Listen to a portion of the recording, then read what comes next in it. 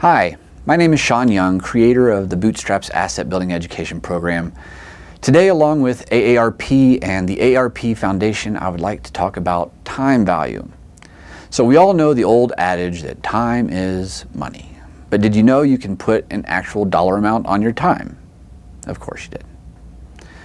All right, there are generally three things that you can spend: time, money, and energy. We usually judge how much energy we spend by how we feel before or after an activity. We judge how much money we spend with dollars and cents, and we put time into seconds, minutes, hours, and days. But what if we consider time in terms of dollars and cents? Maybe if we monetized it, we would be more likely to take control over how we spend it. Well, let's try it out. Let's say, for example, you make $10 an hour at your job. 1 hour of your time is worth $10, at least according to your employer, right?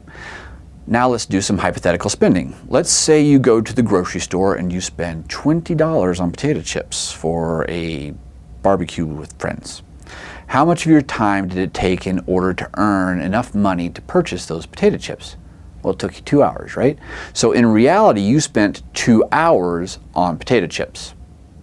2 hours equals potato chips. You can do this exercise with any expense.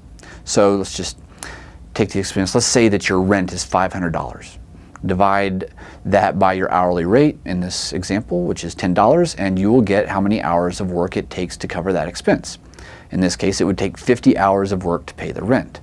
This is the concept of time value. We didn't just monetize our time, but we took our money and converted it into units of time. This is important to consider also when making large purchases. So let's say you're looking at a brand new car for $20,000. You should know the time frame for making payments if you've read all the paperwork and fine print. But do you know how many work hours it's going to take to cover that expense? At $10 an hour, it's going to take 2,000 work hours to pay for that car. Personally, I think that helps a lot when you ask yourself, is this car worth it? Another aspect of time value is something called opportunity cost. And opportunity cost is when you compare what you choose to do or have to what you could have done or what you could have had. For example, you could have spent an hour reading the paper, but instead you decide to watch news on the television for an hour. You can't do both, right? So, or let's say you have $1 and you need to purchase a drink and you have two choices, either a bottle of water or a cup of coffee. You can't have both. You must choose the coffee at the expense of the water or vice versa. Opportunity cost also takes into account all the other possible consequences for our spending choices. Okay, so as an example, let's say that your electric bill is $20, but you want some pizza. So you buy the pizza instead of paying the bill. Well, your next bill has a late charge of $5. Perhaps your electricity gets turned off and the $100 worth of groceries in your refrigerator goes bad, and then there's also a service reconnect fee of $75. So now the choice you made to buy the pizza didn't cost you just $20.